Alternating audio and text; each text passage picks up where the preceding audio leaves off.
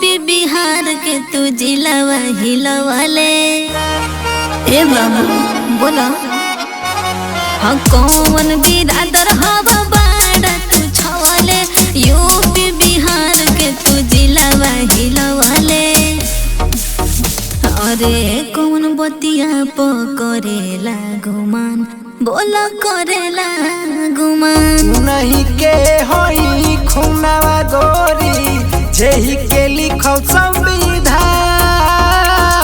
बाबा साहब के होई दीवाना जाति के होई चमरान रे पगली जाति के होई चमरान।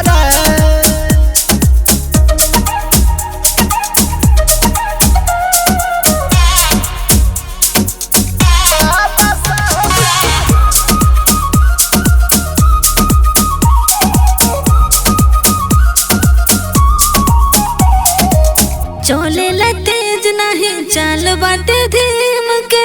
होइला वंशज गोरी बाबा भीम के। तनी बच के रहो। चलेला तेज नहीं चाल बाटे धीम के। होइला वंशज गोरी बाबा भीम के। बोलो काहे के बाटे यतना हुसान और यतना हुसान। नहीं के होई खुनावा गोरी जेही के लिखो संविधान।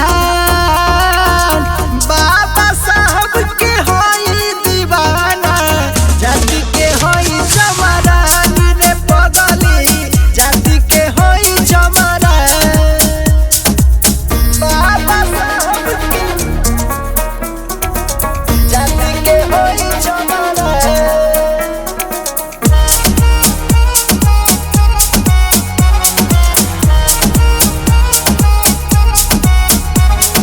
तोहरा तो आगे दाल केहू के न गोले। देखिला चला ना चमरान अब चले। देखिला चला ना चमरान अब चले। तोहरा तो आगे दाल केहू के न गोले। देखिला चला ना चमरान अब चले। अरे सब अखिलेश बाटे तोहर अलग पहचान और अलग पहचान। नहीं के होई खुनावा गोरी जेही के लिखो